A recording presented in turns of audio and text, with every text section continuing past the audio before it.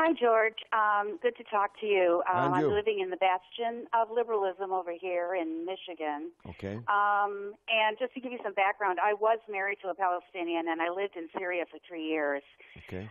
When I see what's happening in Gaza, when I see these truces being called, it just seems that it's also part of Israel. Israel created Hamas, and it serves as a pretext to kill Palestinians in Gaza. I mean, Hamas could not exist without the permission of Israel anyway. So Why do you say that? Why do you say that, Annie? Because it just wouldn't happen. I mean, Israelis would not let that happen. I can't see their giving permission, as it were, to allow Hamas. Well, Hamas doesn't need Israel's permission. It's a revolutionary resistance organization. I'm going to come back to the point in a minute, but I'll let you finish. Is a counter to Fatah, with Arafat. And it was a way of getting rid of Arafat and then supporting Hamas. But we're a part of it. We can control it, but we're going to show the world that we do have an enemy within, and we have to do something about it. So it sort of works as a pretext for Israel to get rid of the Palestinians. I have some proof, but I don't have 100% proof on that. But well, let me give you. Let me top up. Let me top up the truth quotient here. I happen to know this story very well because I was there. It's not true that Israel created Hamas, but it is true that Israel helped to create the conditions for the emergence of Hamas by completely refusing to deal with Arafat and by refusing to give any justice to the Palestinian people. They made people lose faith in the Arab nationalist trend of Arafat. So the ground was more fertile for the growth of this Islamist group, a part of the Ikhwan Muslimin, the Muslim Brotherhood, which is what Hamas is.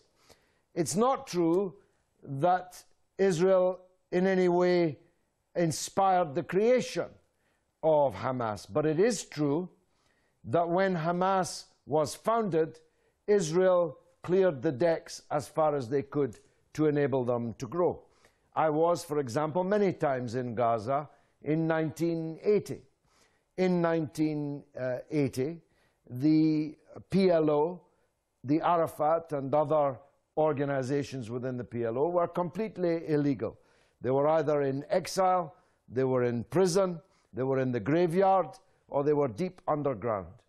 But the Islamist organizations were being given full cooperation by Israel, being allowed to move around, build schools, clinics, hospitals, have buses, have ambulances, and so on.